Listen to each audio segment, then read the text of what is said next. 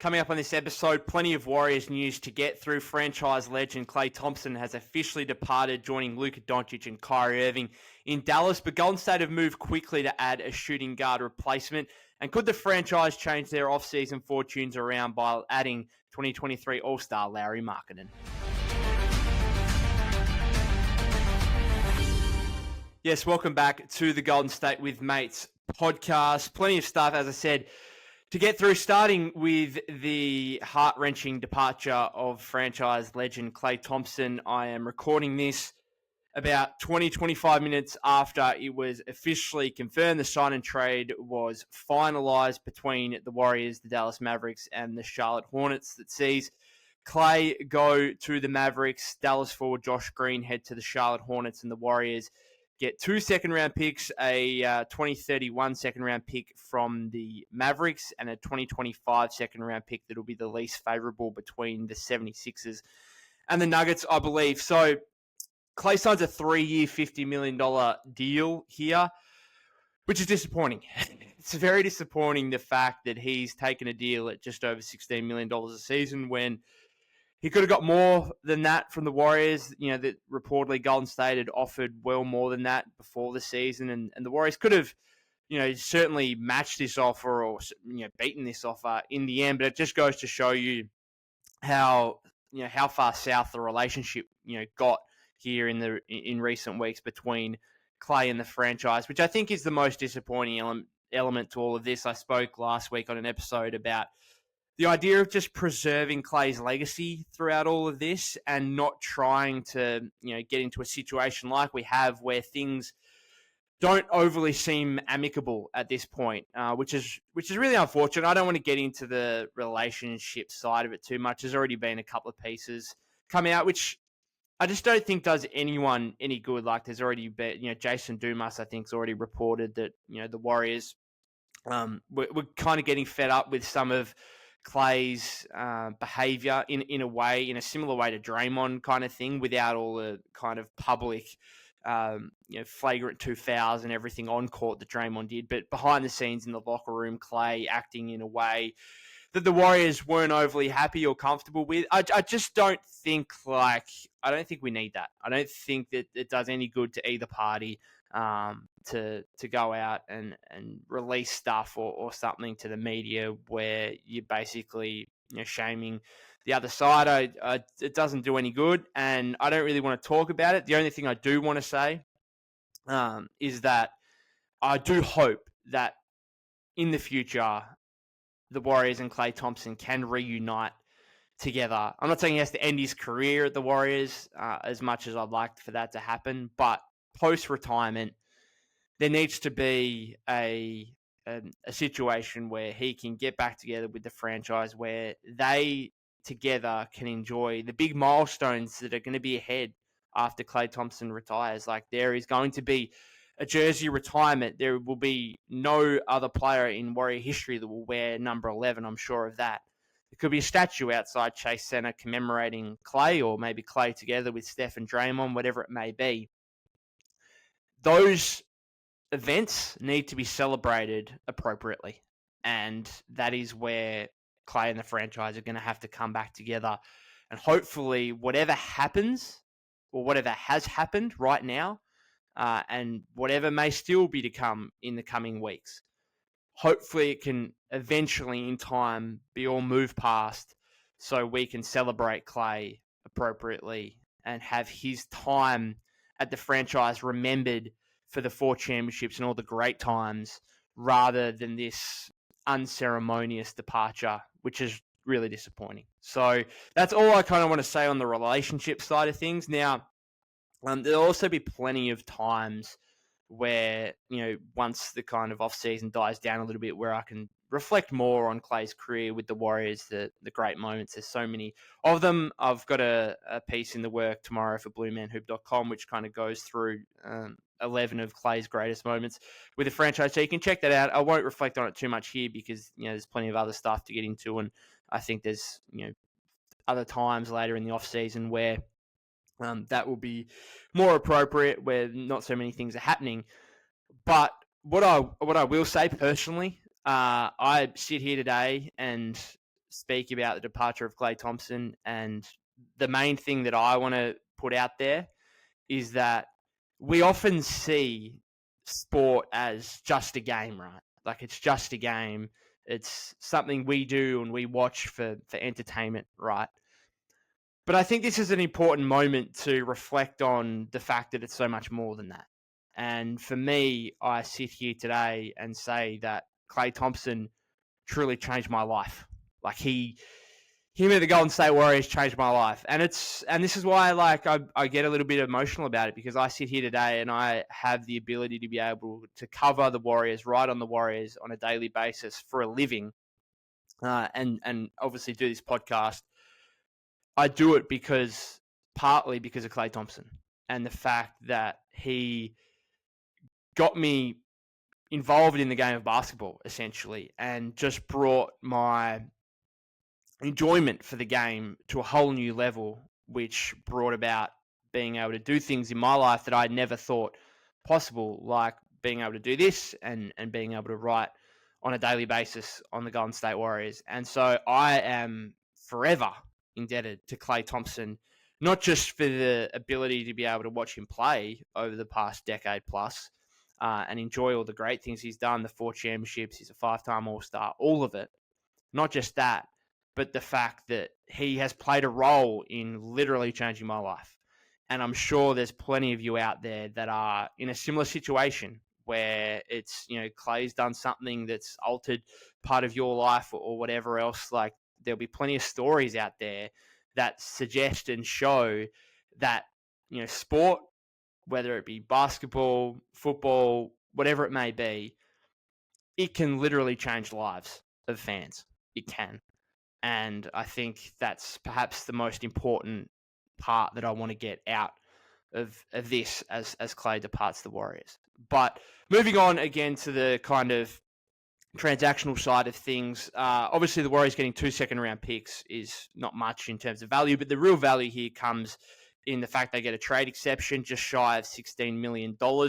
That's a key piece here. That's a key piece because now the Warriors will be able to move into looking around the trade market, browsing the market, and seeing who they could possibly get to be a valuable rotation player. Like, you won't get a star for that money, but you will get a valuable rotation player who you can now absorb that contract without having to add in any other salaries in a deal. Now, again, there'll probably be plenty of time where I speak about potential targets because I don't think it's a move that's necessarily going to come imminently. Like, I wouldn't expect the Warriors to trade and absorb someone's contract in the next couple of days here. You've got a year until it expires, so the Warriors can spend as long as they want this offseason, essentially, just waiting and seeing who might be available. Just a quick browse of guys that make less than $16 million. I would suggest, I've spoken about him a couple of times on this podcast in the last couple of weeks. I'd suggest Dorian Finney-Smith might be the best option, just because that's a guy you can bring in. Again, you do not have to send out anything in the way of player salaries. You can send the Nets a pick or two, whatever it may be, absorb Dorian Finney-Smith. And that's the kind of move that would also probably make you more willing to send out Andrew Wiggins in a trade because they're similar type, 3-and-D forwards. Wiggins is a better player, no doubt. But if you can get Dorian Finney-Smith for $13 million, and again, you're not sending any players out, then that's probably more worthwhile than not necessarily more worthwhile than Andrew Wiggins, but seeing what you can get for Wiggins and other assets elsewhere as well. So that's the kind of move that the Warriors could potentially make. I think he'd be my top target right about now. It's also worth noting the Warriors cannot aggregate salaries on top of this exception. So you cannot say that, okay, we're going to add Gary Payton's $9 million, Kevon Looney's $8 million. There's 17 plus the exception at 16. We can't go and get a $33 million player, right? You cannot do that. Okay, it cannot be aggregated with other player salaries.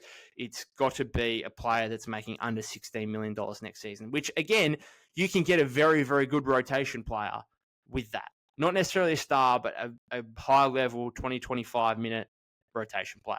And that's what the Warriors will ultimately try and do over the course of this offseason and try and pinpoint a target that fits them well, because I think ultimately that player is probably, we see Josh Green go to the Charlotte Hornets. I like Josh Green. I did mention him as a potential sign and trade candidate coming back to the Warriors. I do prefer, however, the ability to go out, be flexible, and pinpoint someone else on the trade market and being able to do that rather than bring in Josh Green, because I think the Warriors will be able to find a better player than Josh Green in that scenario. So I think that's the right move, to not necessarily bring him in, send him to the Charlotte Hornets, and create the trade exception. The other thing as well, that before it was kind of established that Klay had intended to sign the 3-year, $50 million deal with the Mavericks, Bleacher Report's Chris Haynes reported that the Los Angeles Lakers had put an offer on the table for Klay, multi-year, 3 or 4 year deal at $20 million per season. So he's actually taken less to head to the Mavericks than he could have got at the Lakers. Now, that would have been, again, reliant on a sign and trade, and Haynes reports that the Lakers were willing to offer D'Angelo Russell in a sign and trade for Klay Thompson. Obviously, essentially 5 years ago to the day nearly, that happened with Kevin Durant obviously heading to the Brooklyn Nets and the Warriors orchestrating a sign trade to bring in D'Angelo Russell. So if that had happened, like a kind of a full circle moment where, one Warrior legend in Kevin Durant gets signed and traded for D'Angelo Russell, and now another in Klay Thompson happens 5 years later.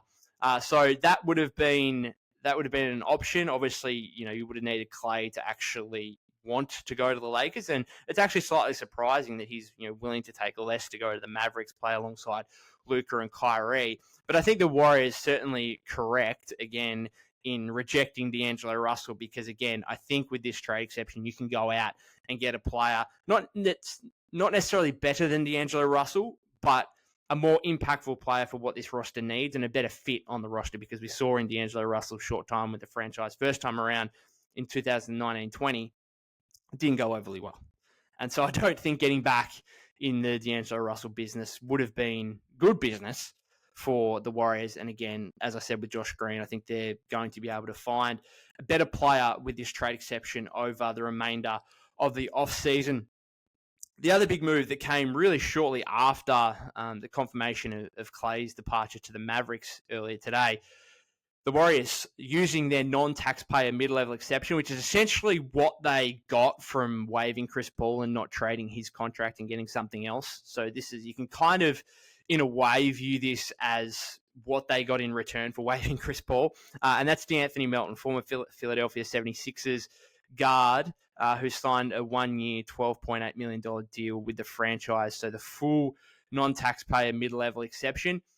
I think out of all the options that were realistically available for the non-taxpayer mid-level exception, I think De'Anthony Melton was up there as one of the best options. And so this is objectively, I think, a good deal for the Warriors. And there's, some people will view it better than others.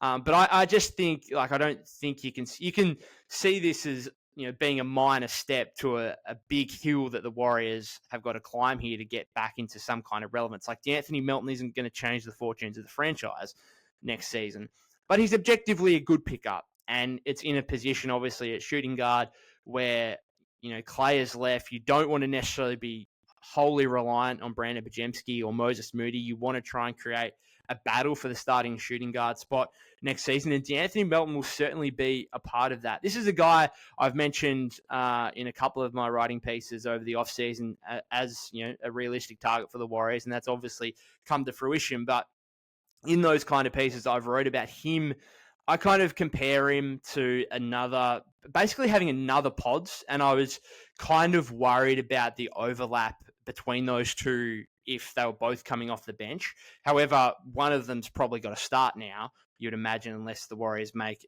another trade move somewhere else. So I think it's more reasonable now, the fact that one of them will start, one of them will come off the bench, one of them playing alongside Steph. And I think as much as we've heard that Pods will, potentially get that starting spot, and the fact that, the Warriors had prioritized starting Pods over Klay if Klay had stayed, I actually think Melton might have the inside running on. Well, I think he should have the inside running on that starting two guard role.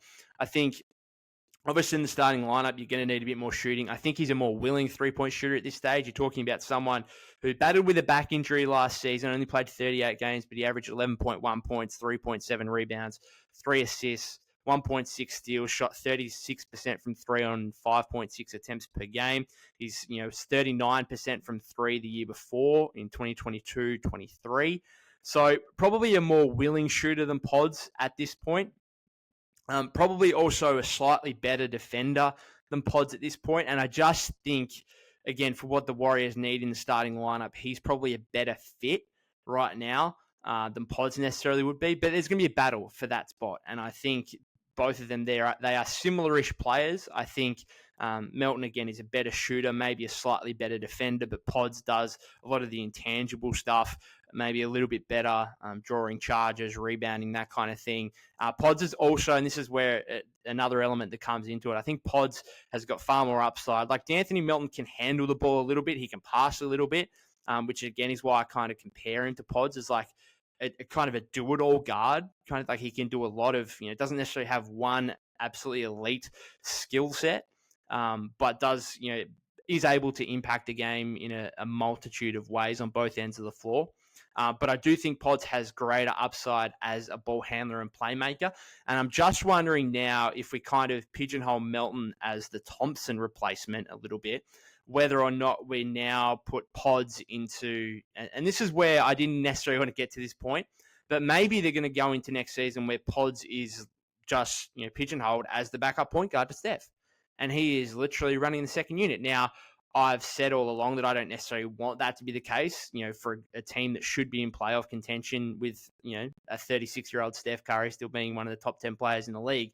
I don't think that having a second-year guard as impressive as Pods was, or rookie first team this season, I don't think having him lead the non-Curry minutes, lead the second unit is necessarily great.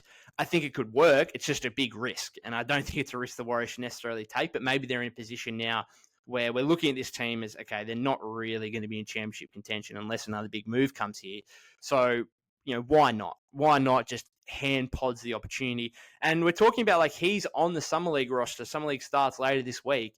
Maybe that's something where, he's just going to be for the whole of Summer League. Like, I'm kind of questioning why he's playing. Like, he was so impressive in his rookie year. Why does he need to play Summer League? Maybe it's to get those reps as, okay, you are our point guard in Summer League. You need to run everything, and we want you to kind of prioritize the ball handling, playmaking element. Obviously, shooting the ball a lot more as well is going to be important. I think there are obviously times last season where fans were a bit frustrated with Pods, passing up on open three-point looks. But maybe that's, something the Warriors are looking at. Hey, you're our backup point guard as Steph next season. You're going to be playing plenty of times alongside of him as well. You're probably going to play 25, 30 minutes a game. But over Summer League, the reason you are playing that is essentially to hone your craft as a point guard to be able to handle that opportunity when it arises next season. So I'm just wondering if that's kind of the path the Warriors are going down here. And that's the potential implication of De'Anthony Melton coming in and him maybe being more of a fit next to Steph than Pods might be, and Pods being a far better fit as a backup guard, given the Warriors need to replace Chris Paul, not just Klay. I just quickly as well, like this is just to kind of showcase the value in this signing. There's a couple of big-time basketball analysts who are suggesting, I know John Hollinger was one, who, by the sound, like he tweeted that he put Melton's evaluation at $26.8 million. I didn't really understand that. I'm sure he's not saying that De'Anthony Melton should be getting $26.8 million a year in free agency. I'm sure he's not saying that. I don't really get it, but he did state that it's the best value signing so far in free agency, essentially. And then also Nate Duncan as well mentioned that Melton might be more valuable to the Warriors than Klay was this season, that going from Klay to Melton might actually be an upgrade. Now, I don't necessarily see that, essentially, but that's more so based on the Warrior roster rather than those two players. I still do think Klay Thompson is a more valuable player than De'Anthony Melton, but I think the difference is probably far less than what people think, particularly Warrior fans that might not have necessarily watched too much De'Anthony Melton over his last couple of years with the 76ers. And so it's probably close enough where you can make the argument that as Nate Duncan has it, this might actually be an upgrade for the Warriors, going from Klay to Melton, which just goes to show you how good a signing this is. I would more so go in the camp of, no, the Warriors desperately need shooting. Melton is a good shooter, a willing shooter, not a great shooter.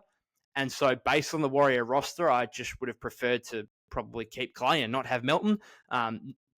Not just to do with that, but obviously the factor of him being a franchise legend. Like, you'd rather have Klay Thompson, I think, than De'Anthony Melton. But there's also the case of Melton is 26 years of age. This is a guy that should be coming into the prime of his career compared to a 34-year-old Klay Thompson, who is seen has been on the decline. So there's that factor as well. I really view this as, another prove-it deal for Melton in the same kind of sense as Dante DiVincenzo a couple of years ago with the Warriors. Now, on less money, Dante was on, $4.7 million, I think, in his loan season with the Warriors. So we're talking about less money. But in the same situation where, a few injury issues here and there, and coming to the Warriors to try and reestablish his value and go and get a far bigger deal in free agency. Again, next season, we saw Dante sign that 4-year, $48 million deal with the Knicks, which now looks like a steal. Like, if he was on the free agency market this offseason, he's getting upwards of $16 million, I would have thought. And so maybe, that's probably what Melton's looking to do. He's looking to reestablish his value, play potentially starting level minutes, 30 minutes a game for the Warriors, and get his value back up to a point where, this time next season, he could be looking at a deal in excess of 15, 16, maybe even closer to $20 million. So a valuable pickup for the Warriors, an objectively good pickup. There's no doubt about that. But it's a minor pickup in an offseason that has been a major disappointment so far. And so it's certainly not righting any of the wrongs by any means. He's going to be a helpful piece, no doubt about that. But you are not looking at him as a player who's going to turn the Warriors from being the 11th or 12th seed into a genuine playoff team.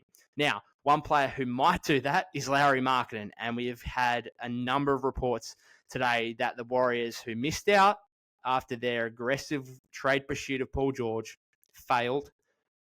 They are now pivoting their attention to 2023 All-Star Lauri Markkanen. I've spoken about him. I've wrote about him at length. He has been one of those players who has been in trade chatter, trade speculation for probably over a year now, if we're being honest. And yet, the whole time, everyone kind of says, no, the Jazz aren't necessarily going to trade him. Now, there is more buzz. Right now, this is probably the highest the buzz has been in terms of, the Jazz may actually move this guy, and there's kind of a growing sense that could be the case. So is Lauri Markkanen a player the Warriors should be going after? Absolutely. There's no doubt about that. A perfect fit for the Warriors. The ability to space the floor on offense next to Draymond Green, shot 39.9% this season on 8 3-point attempts per game. A fantastic shooter. Not only that, obviously a capable second offensive star for Steph, and even more than that, you look at the roster right now. I just spoke about the need for shooting. Like, they desperately need 3-point shooting on this roster. So if you can get Lauri Markkanen, I think it's going to be a deal the Warriors should explore. Now, we absolutely know flat out that it is going to take potentially a Godfather offer here to get Lauri Markkanen out of the Utah Jazz.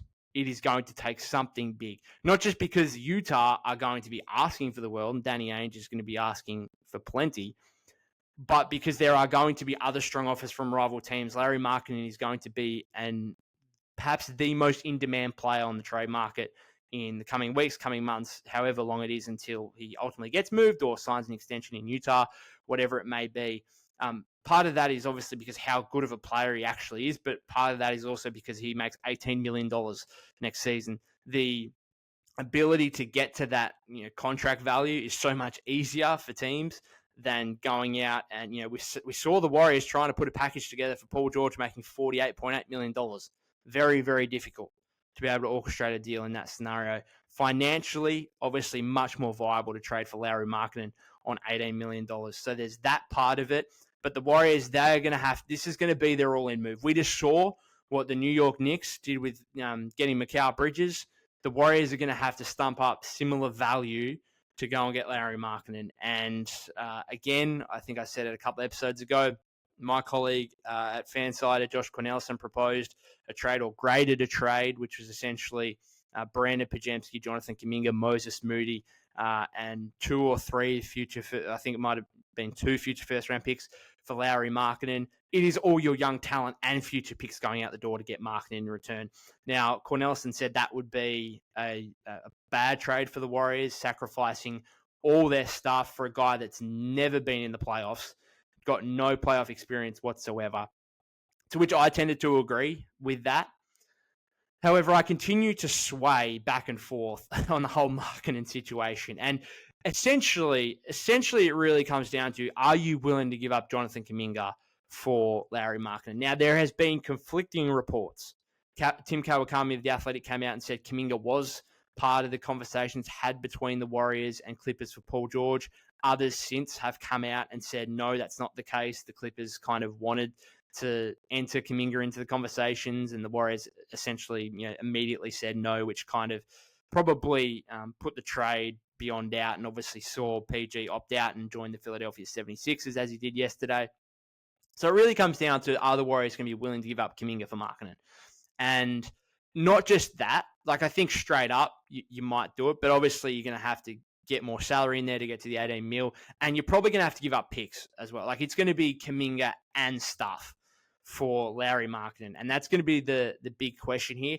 I think in a normal situation, I don't think I'd give up like Kuminga and picks. I certainly wouldn't be giving up Kuminga and pods and picks. Like that is a lot to give up. But this is not a normal situation, and in a vacuum, you might not do that deal, but this is a Warrior roster, again, who desperately needs three-point shooting. And that is something that Lauri Markkanen provides in spades. And I just wonder where the Warrior roster is at. Like, there is little doubt that Lauri Markkanen would be a better fit next season than Jonathan Kuminga. He just would be. Because he's a 7-footer, probably allows you to get away with him and Draymond playing at the 4-5. Now, if they were able to keep Kuminga, that may even make it viable to have Kuminga at the 3, and then maybe Melton. If you're talking about Steph, Melton, Kuminga, Markkanen, Green, now we're talking. Now we're talking, and it really doesn't matter how you fill out the route. You probably keep TJD. Obviously, some of the young guys you've just signed over, Quentin Post, Guy Santos still be there. Maybe you can keep Moses Moody out of the Markkanen deal. I don't know. Obviously, Wiggins is a big part of this as well. Wiggins is kind of awkward for Markkanen because he actually makes $8 million more than Markkanen. So the Jazz would probably have to add stuff in terms of salary, and then the Jazz would probably view Wiggins' contract, given there's still 3 years left, as a negative asset. So the Warriors would probably have to give up more in the way of like picks and young players. It gets a bit complicated. I don't think Wiggins would be necessarily involved in a Markkanen trade, which means Kuminga probably will be. And I said to a mate this morning who I was messaging about it with, and I told him I'd give him $1,000 if the Warriors can trade for Markkanen and keep Kuminga, because I just do not think there is any way, shape, or form that Danny Ainge just letting the Warriors get Markkanen without giving up Kuminga. I just don't see it. It would be the dream. And again, if you have Steph, Markkanen, Draymond, you keep Kuminga, you've just signed Melton. If you've got that as a starting 5, that's giving me something. That's giving me some reason for optimism next season about what this team can do. Absolutely. There's no doubt about that. But I just don't see. There's just no way. And I'm happy to be proven wrong. There's just no way the Warriors are getting Lauri Markkanen without giving up Jonathan Kuminga. It's just not happening. And therefore, the Warriors have to decide, do they want this guy who's probably a better fit? But I do think, while I would say Markkanen's a better fit for the Warriors than Kuminga would be next season, there is a pathway here where Jonathan Kuminga just flat out becomes a better player than Lauri Markkanen next season. I firmly believe he's got a higher upside than Markkanen, in my opinion. He's got a higher upside than Markkanen on both ends of the floor, particularly defensively.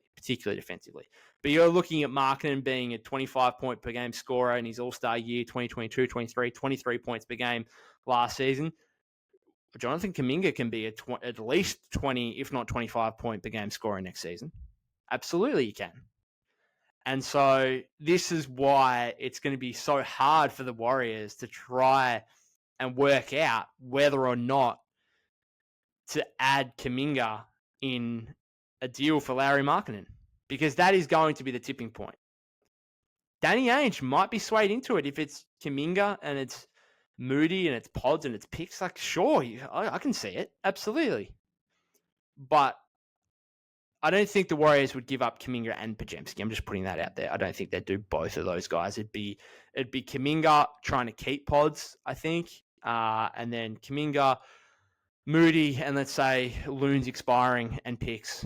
That's probably, I think, the most realistic scenario the Warriors have of getting Markkanen, because, as I continue to reiterate, I don't think they're getting him without Kuminga. But let me know in the YouTube comments if you think the Warriors should be willing to give up JK for Markkanen. It's going to be fascinating to see. There's going to be other teams certainly come with strong offers. A team like OKC with 1,000 future first round picks could blow the Warriors out of the water. But I think the current pessimism on the Warriors' outlook going forward here would suggest that their future first round picks are perhaps even more valuable than what we've seen, what they were seen as, just a couple of weeks ago. And so those future, if you're Danny Ainge and you can get a couple of first round picks and a couple of first round pick swaps or something, that could be hugely valuable to you. And again, can the Warriors perhaps get in the conversation of saying, okay, we're going to sacrifice our future picks. We're going to keep Kuminga and hope like hell that Kuminga and Markkanen are kind of the foundation for something that's not just good next season while Steph's still in his prime, but can remain a relevant competitive playoff team for the next 7-8 years when those picks can be. So these are the kind of conversations that I'm sure the Warriors will be having, not just in regard to Lauri Markkanen, but other potential trade targets out there. Other than that, guys, last thing I wanted to say, just the last episode I did about 12 hours ago regarding the whole Chris Paul situation, had a lot of negative feedback on that in the comments, which is absolutely fine. I love a sports debate. It's what I live for, right? I get it.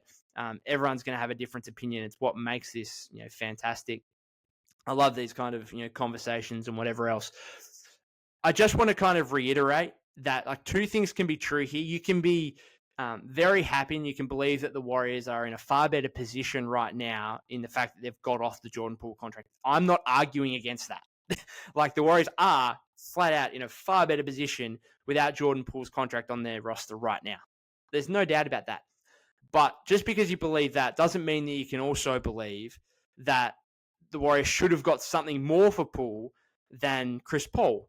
And that ultimately, at the end of the day, was my point on that episode, is that Jordan Poole's contract wasn't seen as negatively 12 months ago as what it is right now. I think it was still an asset where you could go and get someone better than Chris Paul, or at least someone who fits better than Chris Paul and who the Warriors may have been willing to have long-term or give an extension to, whatever it may be, depending on their contract situation, rather than necessarily having Chris Paul for 1 year and waiving his contract at the end of it. So I think two things can be right. You can believe that not having Jordan Poole on the roster puts the Warriors in a far better position. That's absolutely correct. But you can also believe that they should have got more from Poole than Chris Paul. Those two things can be correct. But anyway, if you want to discuss that some more in the YouTube comments, I'm happy to do so. Happy to hear people's thoughts and opinion. Again, let me know if the Warriors should give up Kuminga for Markkanen, or if there are any other trade targets out there that you think the Warriors should consider. If you haven't subscribed to the YouTube channel already, that would be greatly appreciated. You can follow me at POK252. That's POK252 on X/Twitter. And I'll see you on the next episode.